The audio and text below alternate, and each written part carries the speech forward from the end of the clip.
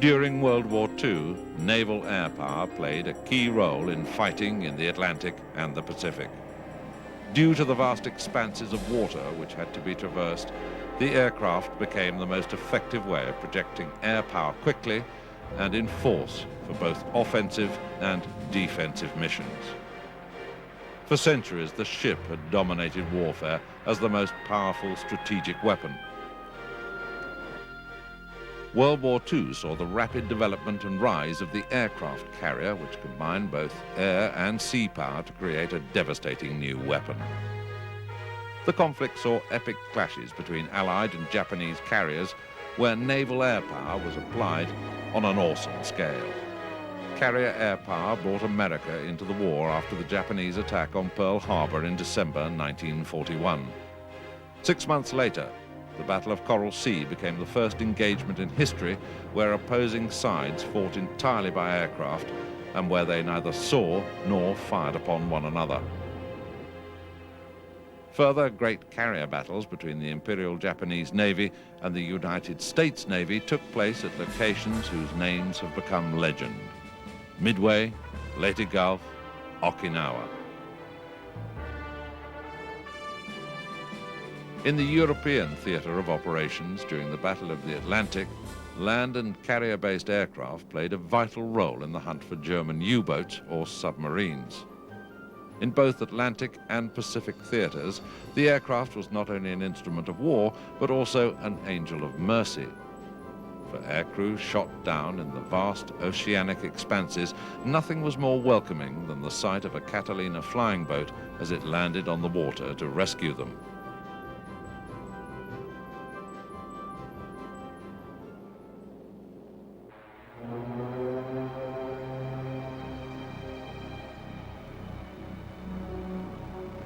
The first major use of naval air power in World War II came with the Japanese attack on the US naval base at Pearl Harbor on Hawaii in December 1941. Japanese plans for expansion into the Pacific would inevitably lead to war with the United States. It was recognized that once awoken, the giant of the American industrial and military machine would be impossible to defeat.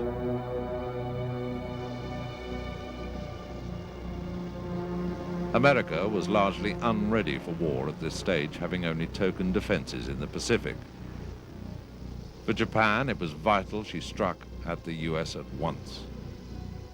Only the US Navy could prevent a Japanese assault on the East Indies, and so even while Japanese and American diplomats were meeting to avert war in late 1941, a powerful Japanese naval task force set sail to attack the US Pacific Fleet at Pearl Harbor. And for this task, 6 attack carriers of the Imperial Japanese Navy formed the strike force, supported by 2 battleships and 3 cruisers. At 0600 on the morning of December the 7th, 1941, the first wave of the Japanese airstrike was launched. 180 Japanese aircraft took off from their carriers. Most were Val and Kate bombers, which were escorted by 40 of Japan's most formidable fighter, the Mitsubishi Zero. 75 minutes later, a second similar wave was launched and headed off towards the American base.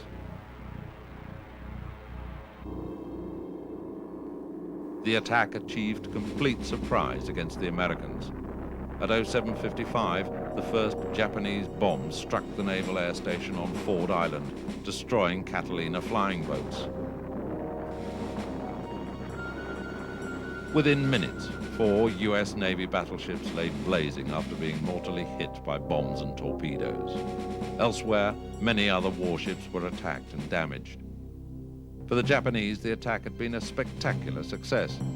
4 US Navy battleships had been sunk, 4 others severely damaged. Other losses included 3 destroyers sunk and 2 cruisers damaged.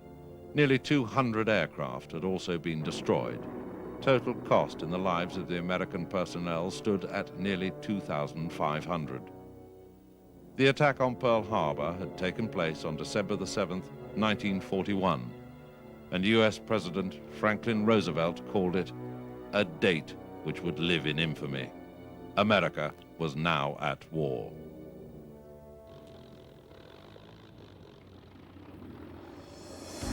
Following the attack on Pearl Harbor, Japanese forces advanced relentlessly through the Pacific. As virtually every island between the Asia continent and Australia had yielded to troops of the land of the rising sun, Allied morale fell lower.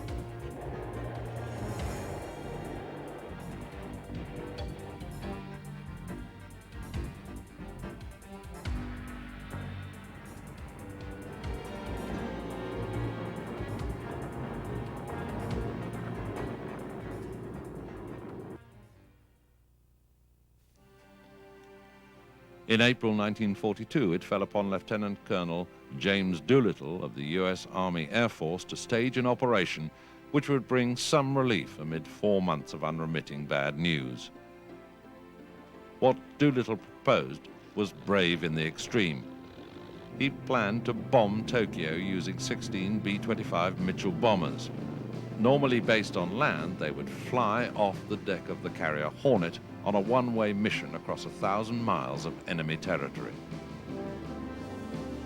The 16 bombers were launched on the 18th of April and headed off for Tokyo. They caused little significant damage, and all aircraft were lost after crash landing in China.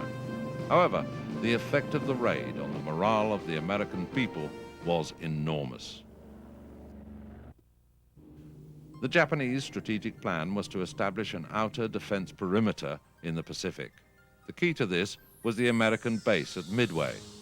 They believed that any battle to defeat the US Pacific Fleet must be fought and won in 1942 before the vast American naval building program could bear fruit. For the assault on Midway in June 1942, Japanese Naval Commander-in-Chief Admiral Yamamoto had assembled a powerful naval task force which far outnumbered that of the Americans. Yamamoto had 8 carriers, 11 battleships, and over 100 other vessels. The first actions opened on the 3rd of June 1942 with attacks by 100 Japanese aircraft on Midway's airfield and its defenses. American B-17 bombers and other land-based attack aircraft struck the Japanese fleet but caused little damage. Early the next morning, American strikes were launched. The first attack by 3 squadrons of Devastator torpedo bombers was completely annihilated.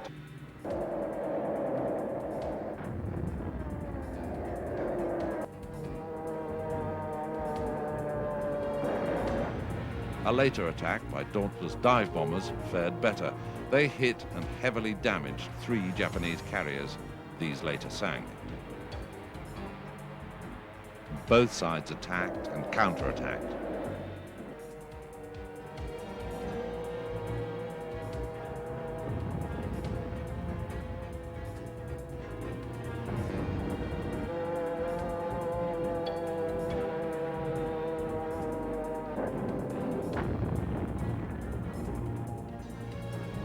A strike by dive bombers from the surviving Japanese carrier Hayu was shot out of the sky by US Wildcat fighters. But 5 of the 18 Japanese aircraft managed to get through and heavily damaged the carrier Yorktown, which blew up and sank 3 days later. Ironically, Hayu herself also succumbed.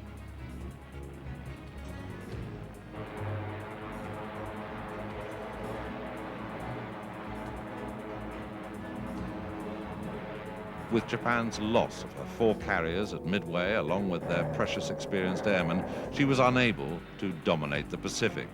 Midway is therefore one of history's decisive battles. It marked the turning point in the war in the Pacific and confirmed the carrier as the dominant warship.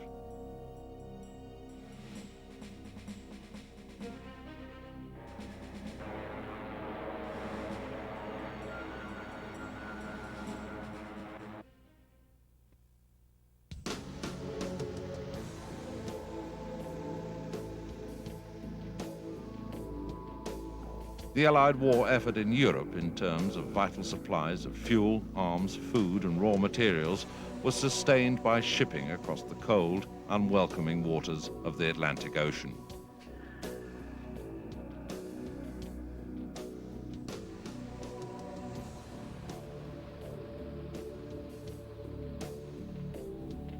But between 1941 and 1943, German U-boats took a massive toll of merchant vessels, sinking millions of tons of shipping.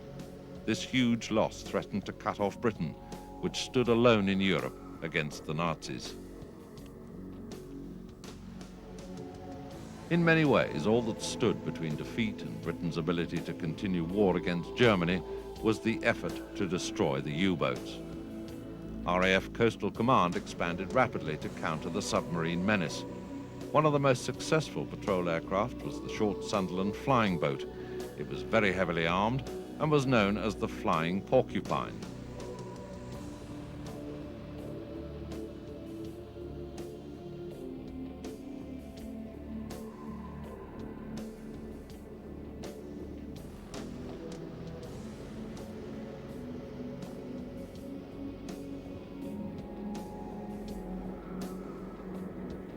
Under the Lend-Lease scheme, America supplied the twin-engined consolidated PBY Catalina flying boat, which scored some notable successes in sinking U-boats.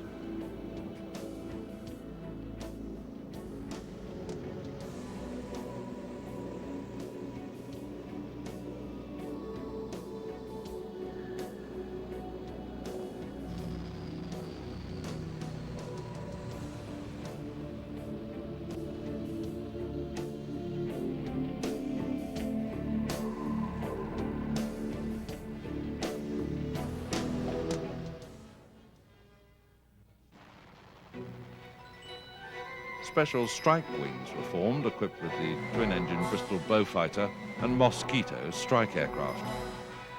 Each was armed with machine guns, 20mm cannon and up to 8 rockets for these dangerous low-level missions.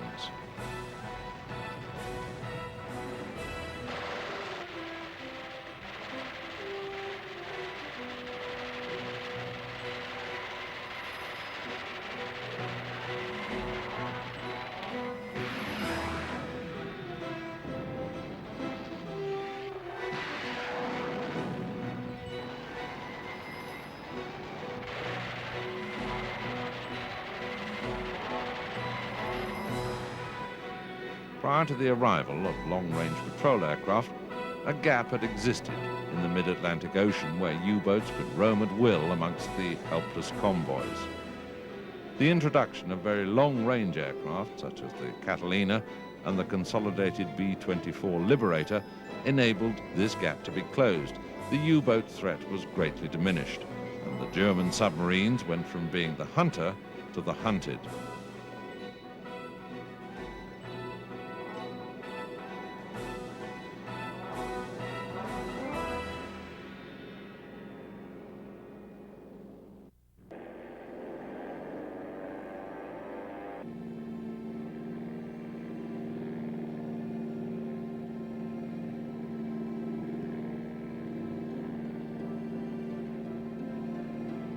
The Battle of Midway gave the Americans the chance of seizing the initiative. As US forces went on the offensive, they captured and secured successive island chains in the Pacific. The series of campaigns set a pattern known as island hopping. The successful assault of one island or chain of islands provided a secure base from which operations could be launched to invade the next chain.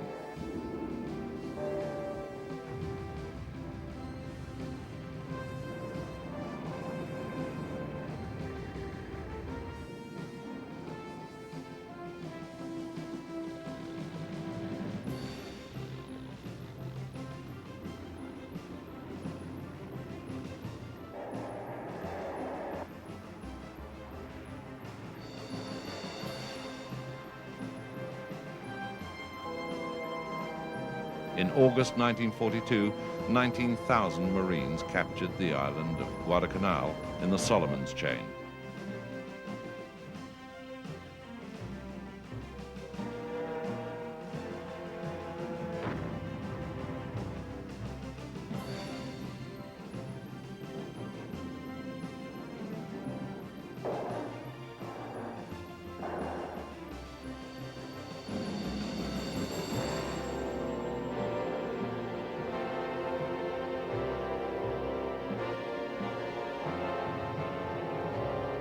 The next step in the offensive was the capture of the Gilbert, Marshall, Carolines and Marianas Island chains. Each island-hopping campaign followed a broadly similar pattern.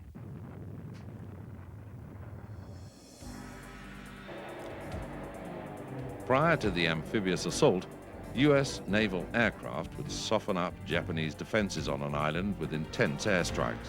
These were backed up by massive naval bombardments from the US Navy warships.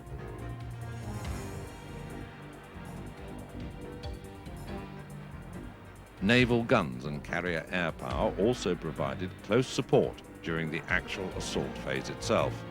As the Marines went ashore, they met fierce resistance.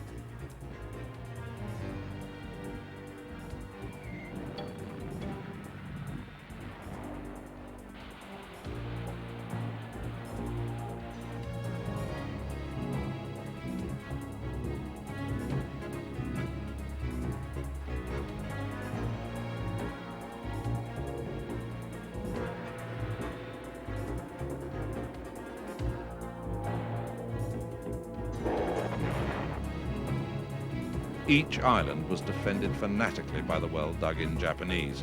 Both sides suffered huge casualties. Air power was the key to the operation. Once an island had been taken, the construction brigade, known as the Seabees, immediately set about building an airstrip, if one didn't exist. Within days, they could have an airstrip ready for operations.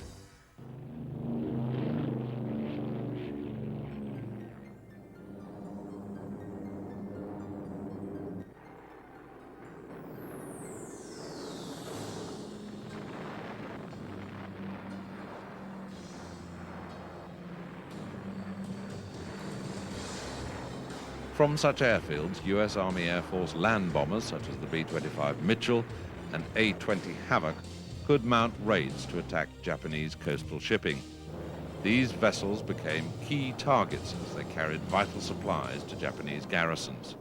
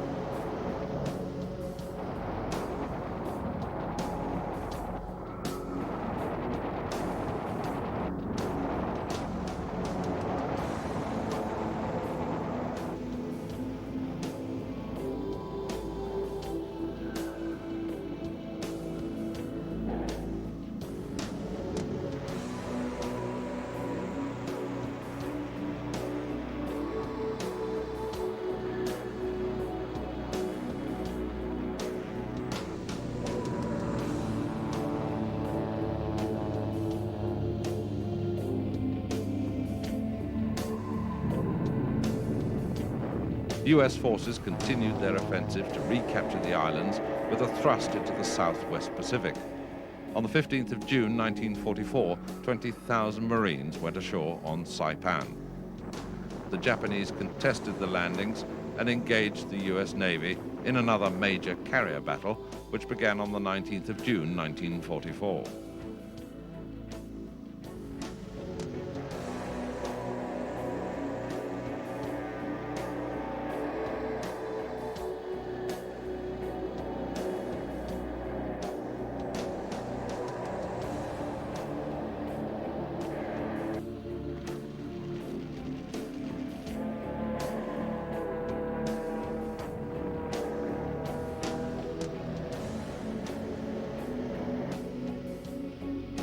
Massive Japanese strikes by carrier attack aircraft were beaten back by US Navy Hellcat and Corsair fighters. And when the US Navy warplanes struck, they demolished the Imperial Japanese Navy.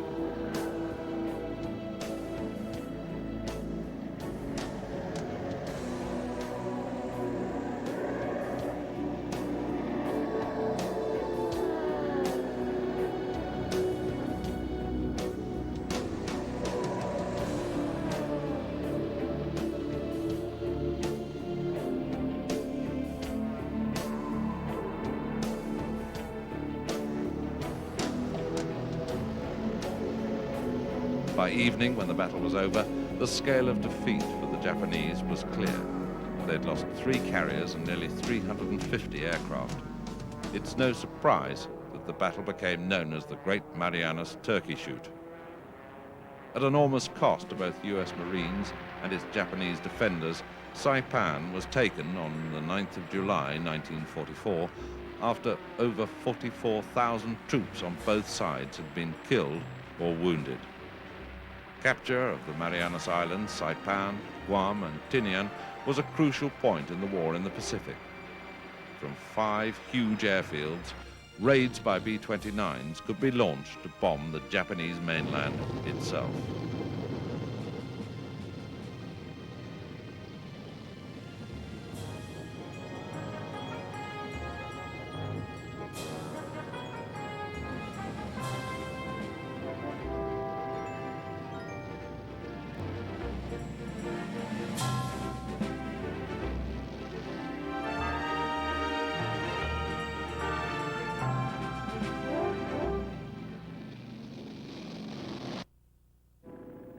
In mid-October 1944, the Japanese introduced a new weapon, the suicide or kamikaze bomber. A Japanese pilot would fly a plane packed with high explosives directly at a target in a suicide attack. For the Japanese pilots to die in this way, it was a great honor. For the American sailors on the ships being attacked, it was a terrifying ordeal.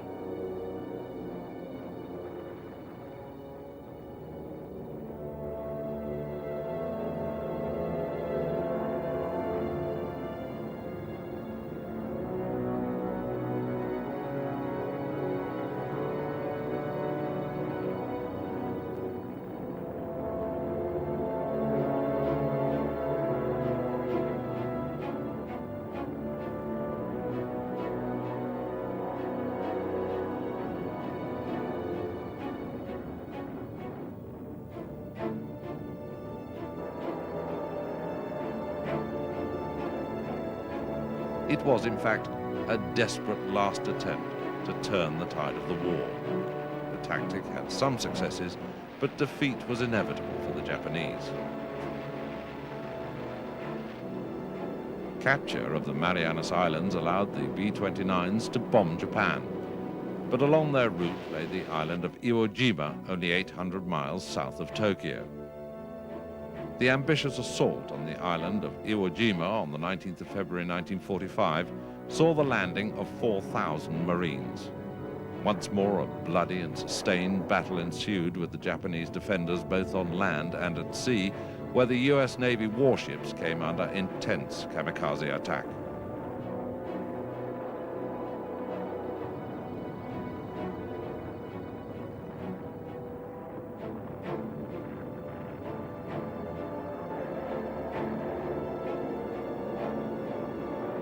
Capture of Iwo Jima would provide a useful base for fighters to escort the B-29 bombers into the heart of Japan.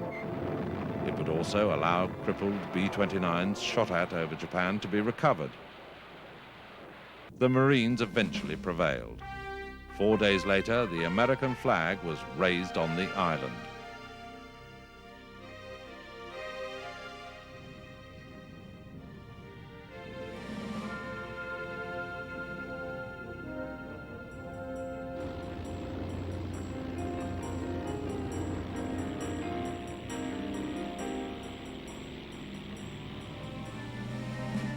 With the benefit of escort fighters, the B-29s literally burned and blasted the heart out of Japan. And in August 1945, it was B-29s which twice dropped a new and terrible weapon, the atomic bomb, which brought about the end of the most terrible conflict that man has ever seen.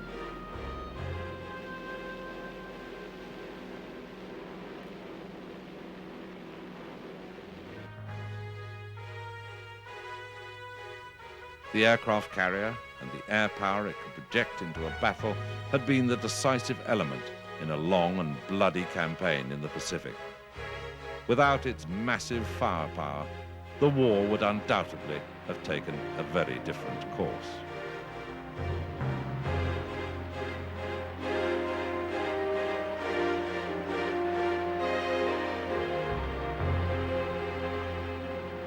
The first few months of 1941 saw the attacks continue, but the RAF's defences were improving. The new, improved aircraft, such as the Bristol Beaufighter, which made effective use of radar to intercept the incoming bombers. The RAF were finally able to strike back, and it was becoming obvious to the Germans that the morale of the British public was not wavering. By May 1941, the Germans were planning their assault on Russia, and the bulk of their bomber forces were removed from Western Europe to support that attack. The Blitz was finally over. Despite causing massive amounts of damage, the large-scale bombing had not affected the course of the war. The resilience of the British had won through. But in return, the RAF too was hitting targets in Germany. A trio of heavily armed four-engine bombers, the Stirling, Halifax and Lancaster, were carrying the war back to the German people.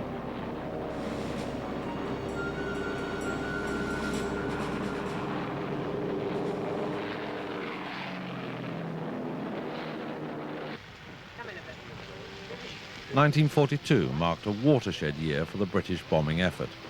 It saw the introduction of new equipment. Both the Lancaster and Halifax flew their first operational missions with new tactics, new technology in the form of navigational aids and radar, and new bombs in the form of heavier and heavier single bombs.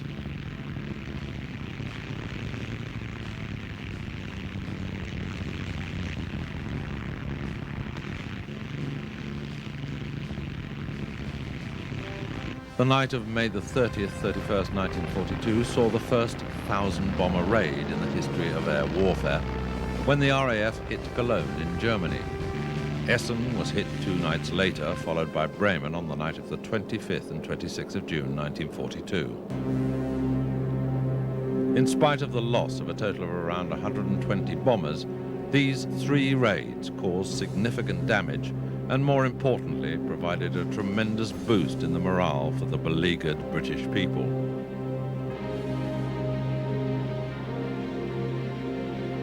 With the widespread introduction of the Halifax and Lancaster, arguably the finest bomber of the war in the European theatre, the RAF could now go fully on the offensive against the Third Reich. One of the best known and most innovative bomber raids of World War II was the famous Dam Busters raid. The attack, named Operation Chastise, was designed to destroy a number of dams on the River Rhine. These contained hydroelectric power stations that supplied power to German industry in the Ruhr. It was felt a traditional attack wouldn't be able to cause enough damage to fracture the dams, so a new weapon had to be found. A British scientist, Barnes Wallis, had come up with a plan for a bomb, christened Upkeep, that would bounce along the surface of the water until it hit its target. This would call for a daring low-level attack by Lancaster bombers flying at extremely low level along the Rhine. On the 16th of May 1943, 19 Lancasters from 617 Squadron set off on the raid led by Wing Commander Guy Gibson. As the Lancasters dropped the bouncing mines, they had to climb away swiftly to avoid the enemy defences.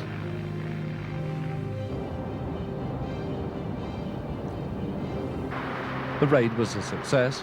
The Möhne and Ada dams were breached, and considerable damage was done to the German industrial capacity. Of the 19 aircraft that left on the raid, only 11 returned.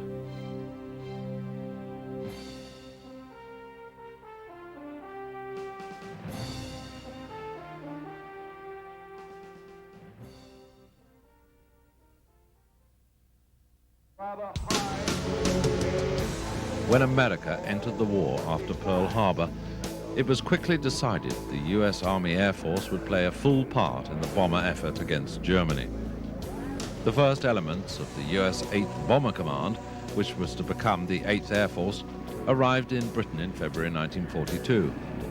By August, it was ready for action, and the first Flying Fortress raids, escorted by British fighters, were flown against targets in France. These continued for the remainder of 1942, with the B-17 being joined in October by another heavy bomber type, the B-24 Liberator. The first American strike against Germany took place on the 27th of January 1943, when the port of Wilhelmshaven was attacked.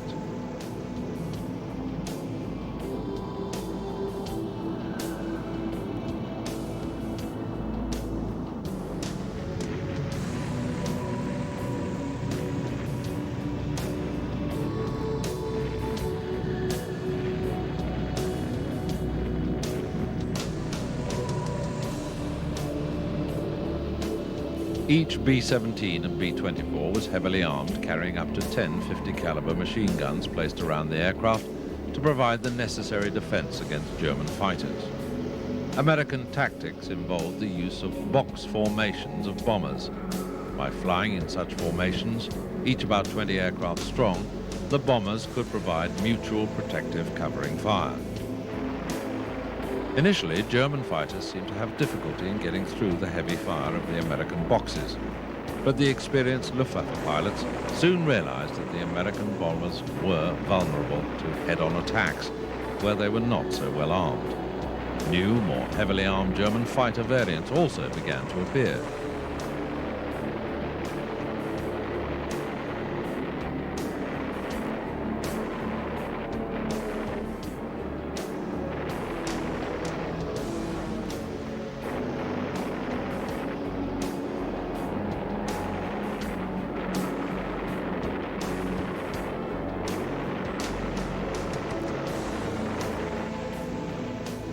In August 1943, US bombers began flying deep into Germany. This marked the start of one of the most savage aerial campaigns ever fought.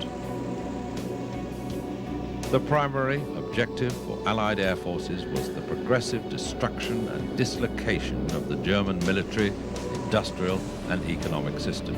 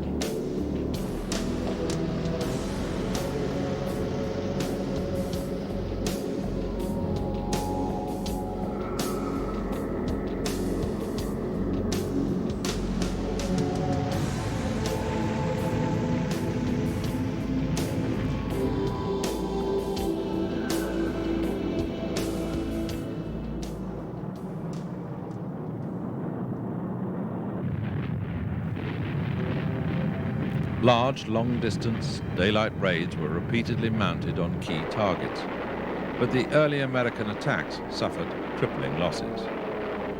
The first of these involved 2 raids against the ball bearing factories at Schweinfurt in August and October 1943. A total of 120 B-17s were lost and a similar number badly damaged. Many of these targets were well beyond the range of escorting Spitfire and P-47 fighters. After they were forced to turn back, formations of 200 bombers and more were subject to continuous German fighter attack, on the way to the target and on the return leg home. 3 planes, 9 o'clock, coming around. Keep your eye on them, boy. Coming around at 10. Watch them, son. Keep your eyes open.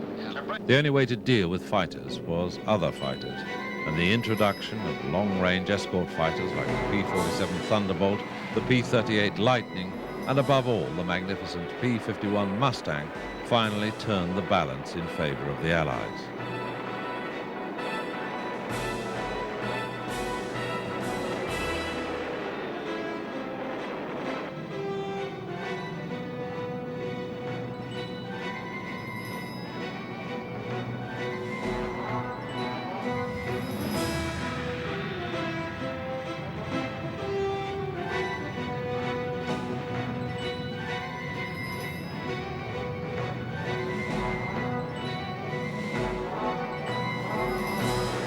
Dubbed the Little Friends, these fighters finally had sufficient range to escort the bombers for the entire length of the mission.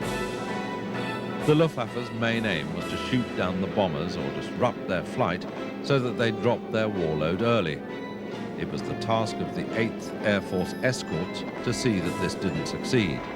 Pitched air battles resulted, with heavy fighter losses on both sides. But ultimately, the Germans were fighting a losing battle. The Allied strategic bomber offensive was overwhelming. It was a round-the-clock effort, mounted during the day by the Americans and at night by the British.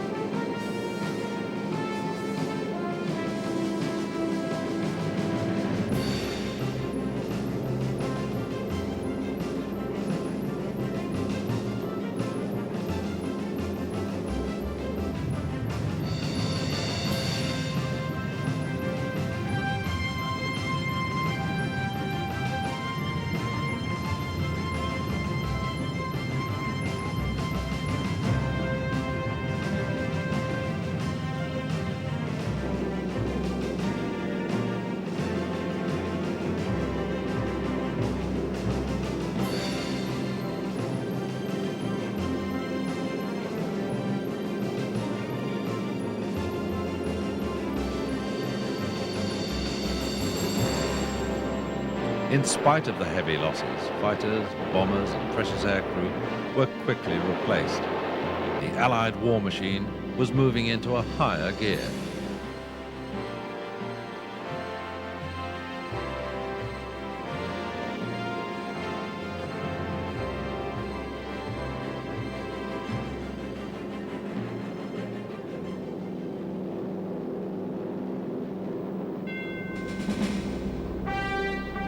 Royal Air Force heavy bombers also joined in the attack against strategic maritime targets, such as surface vessels, which also threatened Allied shipping, and hardened concrete pens for the U-boats. In May 1944, RAF Lancaster heavy bombers attacked the German battleship Tirpitz. They used a new type of superweapon, a 12,000-pound bomb known as Tall Boy.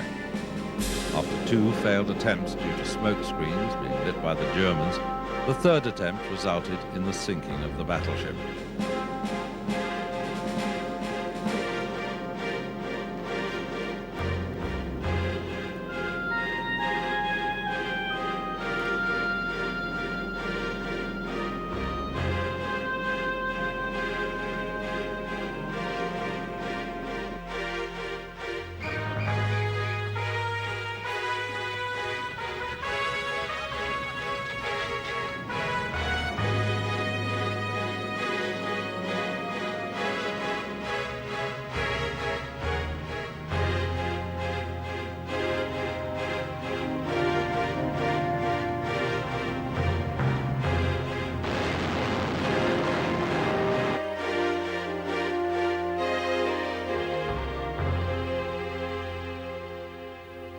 At French Atlantic ports such as Brest, the Germans had built up well-protected submarine pens to shelter their U-boat fleet. Protected by up to 40 feet of reinforced concrete, these proved to be almost impregnable until they too were hit by tall-boy bombs dropped by Lancasters.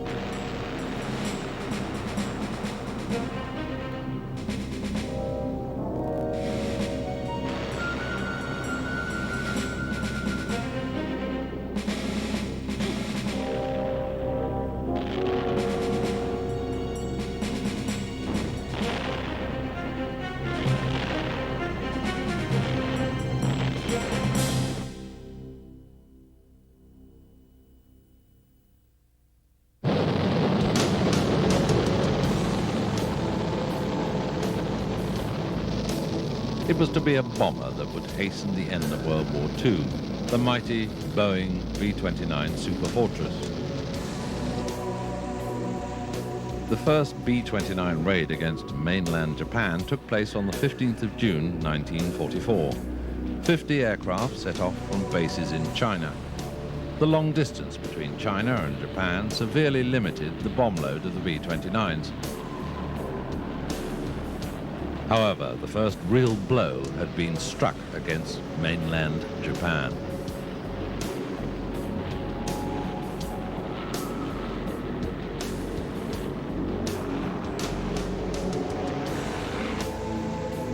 The breakthrough occurred when the Marianas Islands were captured in mid-1944 and bases were set up on the islands. The shorter distance to Japan meant that the superfortresses could carry a much heavier bomb load.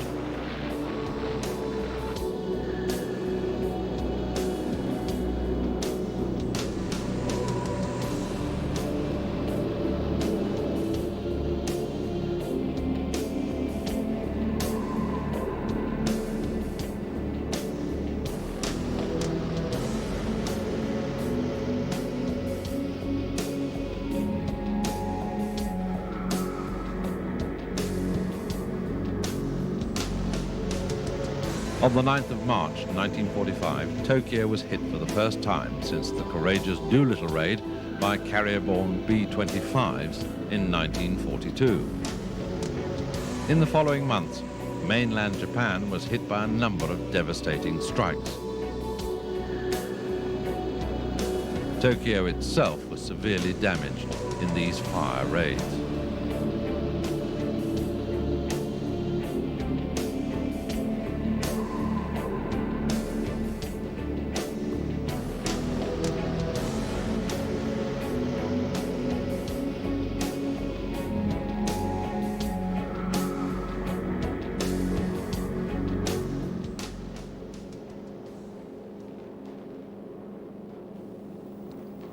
However, on the 6th of August 1945, a lone B-29 Enola Gay dropped an atomic bomb on the city of Hiroshima. 100,000 people were killed instantly, and the city was destroyed. The nuclear age had begun.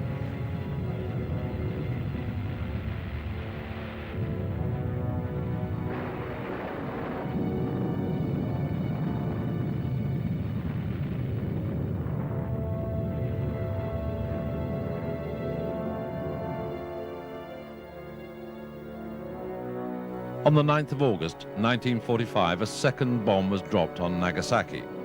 The Japanese surrendered almost immediately.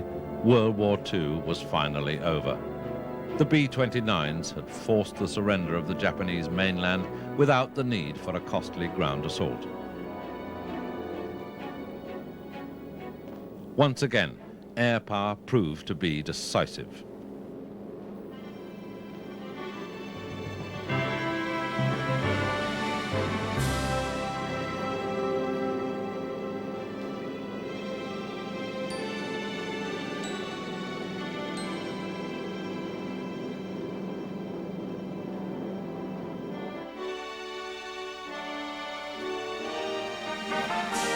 By the end of the war, the strategic bomber offensive had turned Germany into the most heavily bombed country on Earth. In the words of the British Prime Minister Winston Churchill, the Third Reich had sown the wind. Now they shall reap the whirlwind. the bomber had come of age.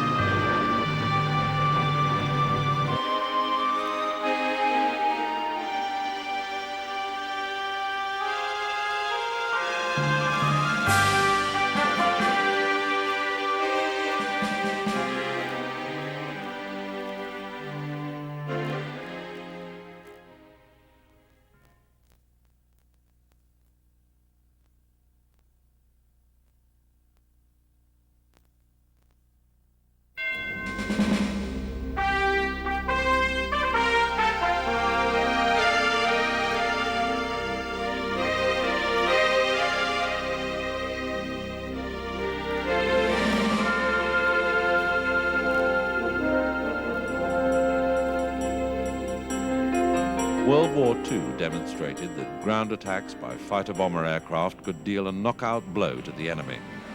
Strategic attacks on their supply lines, transportation system, heavy industries and airfields seriously damaged their ability to wage war. As a prelude to attack by troops on the ground, these missions were vital. The pilots that flew these missions faced a barrage of anti-aircraft fire as they flew in at low level to attack their targets. The results were devastating.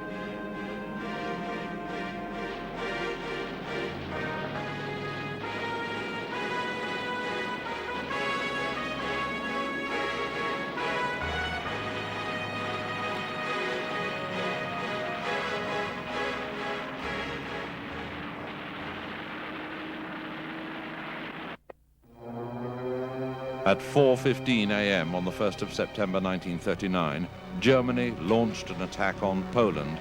At its spearhead was the infamous Ju-87 Stuka dive bomber. Attacks from over 350 of these aircraft wreaked havoc on Poland's airfields, supply lines and war factories, destroying the Poles' ability to defend themselves against the German onslaught.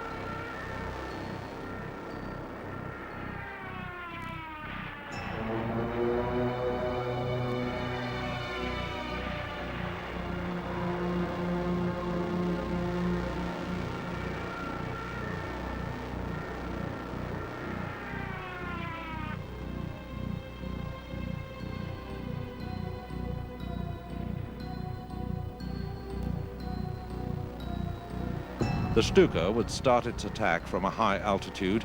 It would then enter a steep dive, and just as it pulled out of that dive, the pilot would release his bombs. The scream of the aircraft and resulting destruction would prove to be overwhelming.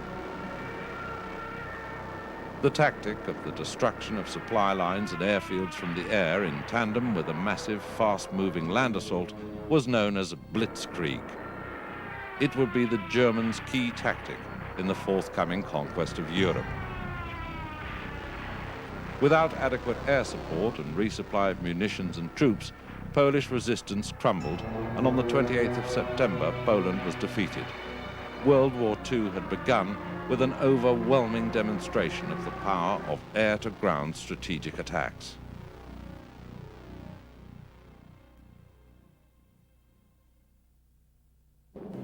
A new method of attack was pioneered during World War II, precision bombing. The heavy bombers would be very effective at destroying a large area, but there would be strategic advantages in being able to destroy a single target, leaving the surrounding area untouched. In order to place a bomb precisely on a target, the fighter bomber would have to fly very fast at extremely low level in order to avoid being hit by flak. The classic de Havilland Mosquito proved to be well suited to this task. The Mosquitoes would set off from airfields in Britain and would cross the sea at very low level in order to avoid enemy defences. Targets would often be specific buildings, such as this chateau in France, being used to house German U-boat crews. The result would be devastating.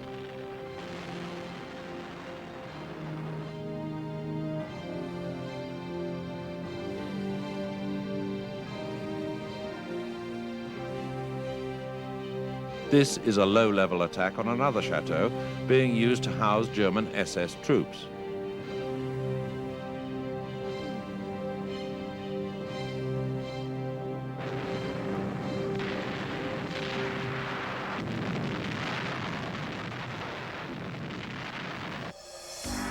The best-known precision strike of the war using a fighter bomber was the raid on the prison at Amiens in northern France on the 18th of February 1944. Over 100 French patriots were there being held waiting for execution.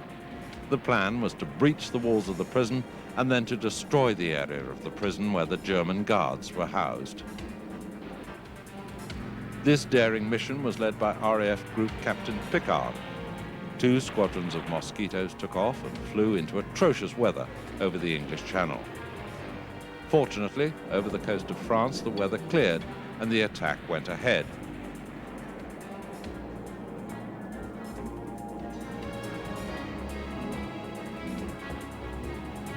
The mission was a success. The walls were breached and considerable damage was done to the prison. Tragically, Picard didn't return from the raid, but the amazing accuracy of the strike proved beyond doubt that precision bombing was a valuable tactic. During the final decisive stages of the war in Europe, precision ground attacks would play their most vital role.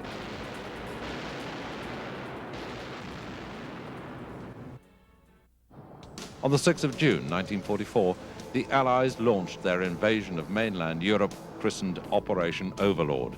It would be the greatest use of aerial power in history.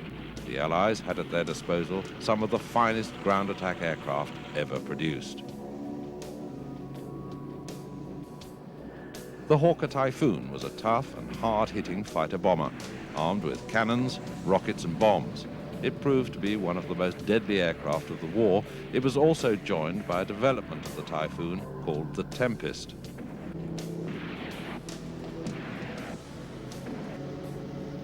The Douglas A-20 Havoc was a versatile aircraft that flew a variety of challenging missions.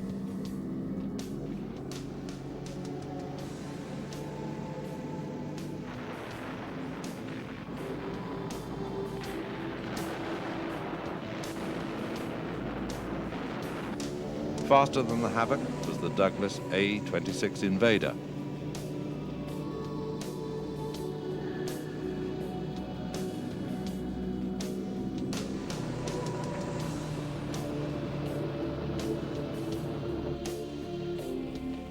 The North American Mustang was not only a superb fighter, but it could also turn its attention to tactical bombing and ground attack.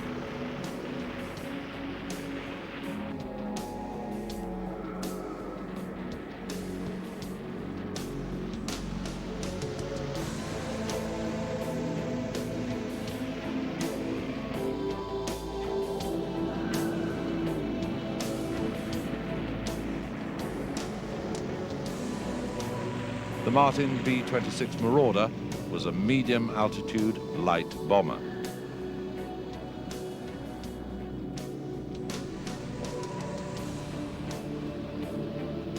Probably Britain's finest light bomber of World War II was the de Havilland Mosquito. It combined speed with blistering firepower.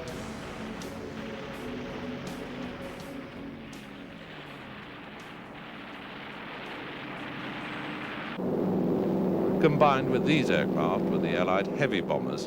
In fact, the forthcoming invasion could rely on the support of over 12,000 aircraft. The scene was set for the greatest use of aerial power in history.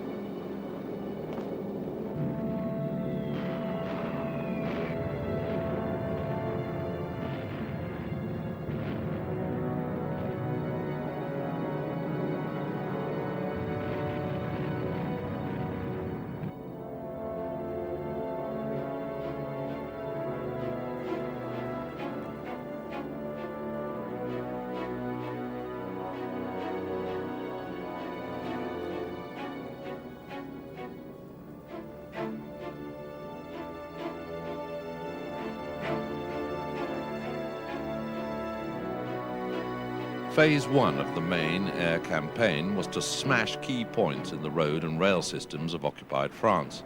This would effectively seal off the German troops already in the landing area. It would also prevent reinforcements from being shipped in once the invasion had started. Train busting, as it was known, became a popular pastime amongst the Allied air crews.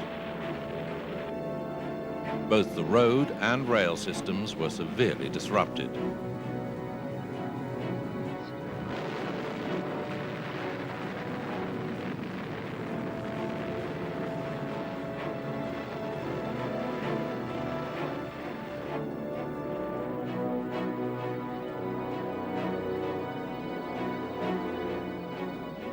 At the same time, targets such as E-boat bases, radar stations and coastal batteries were attacked along the French coast.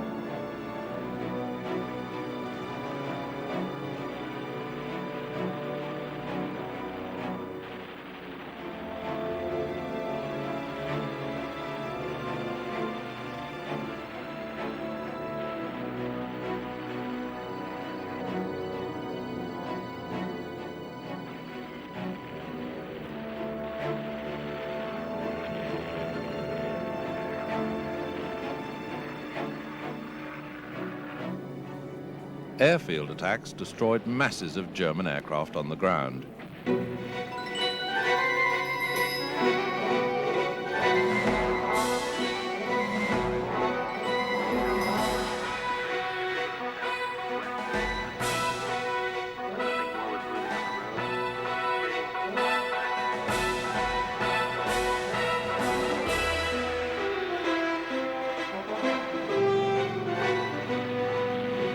Heavy bombers also attacked key strategic targets in a softening up operation that started some months before the invasion. The destruction caused by all these raids paved the way for the next phase of the operation.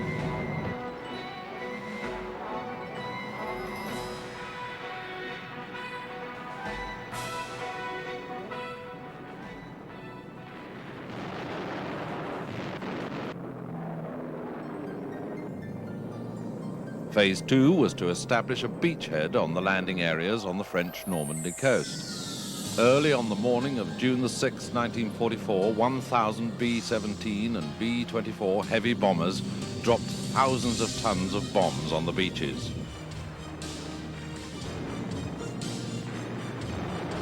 During the briefing for Operation Overlord, General Eisenhower told his troops, "Don't worry about the aircraft overhead, they'll be ours."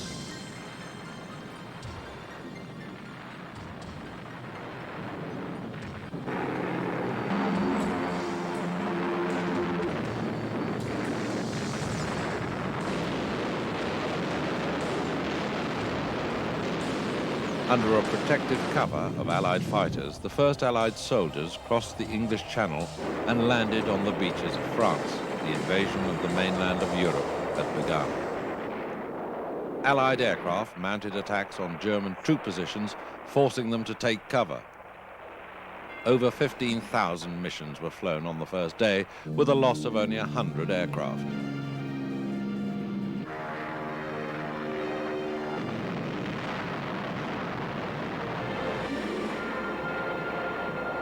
During the next 4 days, the Allies consolidated their position with fighter bombers attacking road convoys and trains, trying to deliver German reinforcements to the battle area.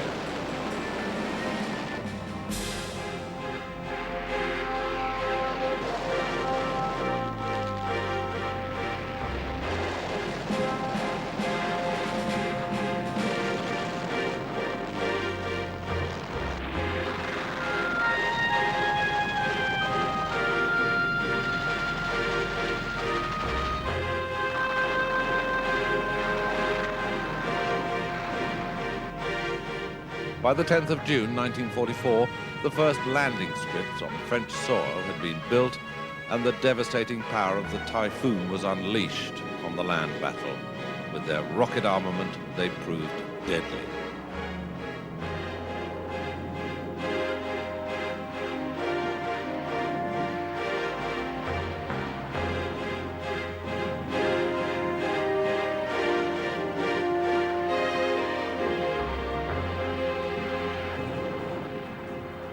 In the following 3 weeks, havocs and marauders destroyed virtually every bridge across the River Seine north of Paris. As the Germans tried to repair these, the Allied aircraft would come back to undo it all over again. The first stage of the invasion had been a success. Operation Overlord had achieved its objectives. The Allies had a foothold in France and were ready to advance into the heart of Europe.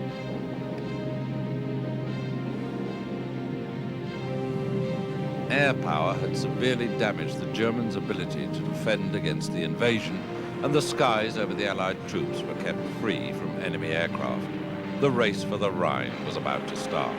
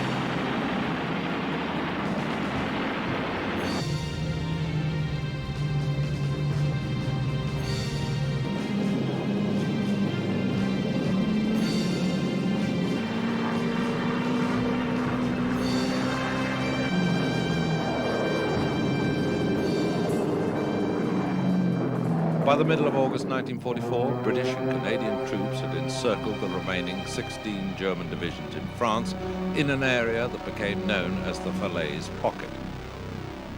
This is where air power virtually settled the liberation of France.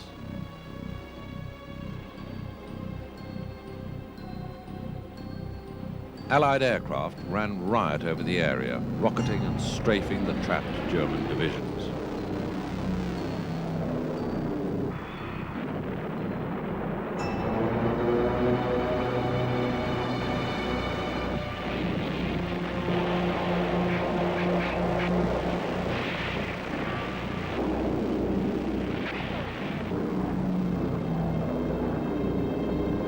Typhoons attacked any escape routes for the Germans. Salvo after salvo of rockets were fired at their armored vehicles.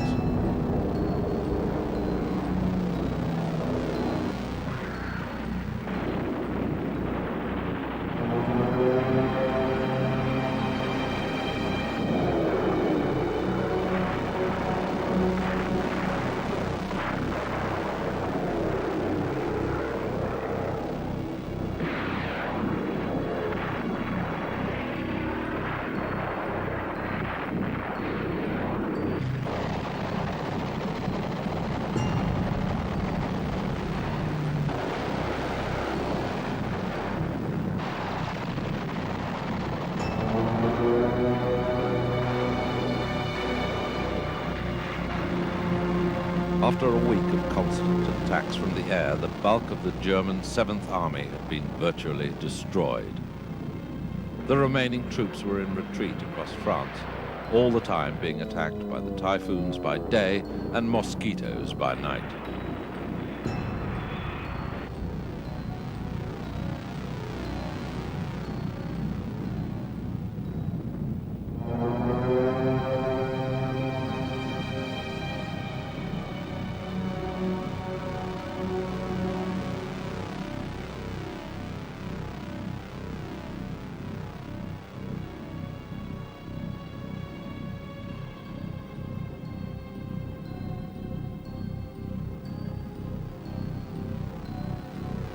With the last major German presence in France eliminated, Paris was liberated on the 25th of August, 1944.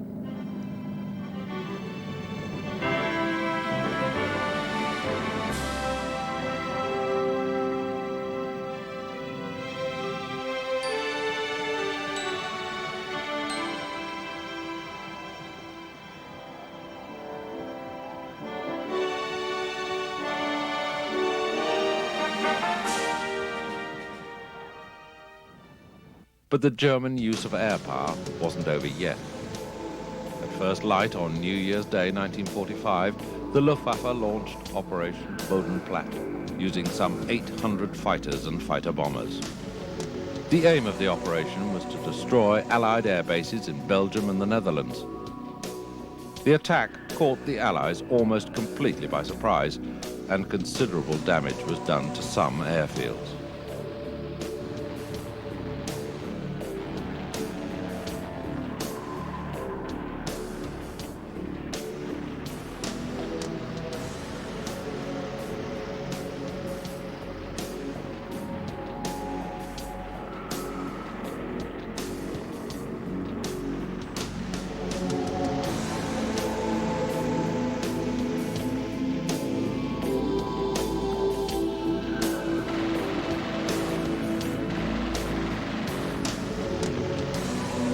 About 500 Allied aircraft were damaged or destroyed, but over 300 Luftwaffe aircraft were also destroyed in the raid, and more importantly, some 230 German airmen were lost.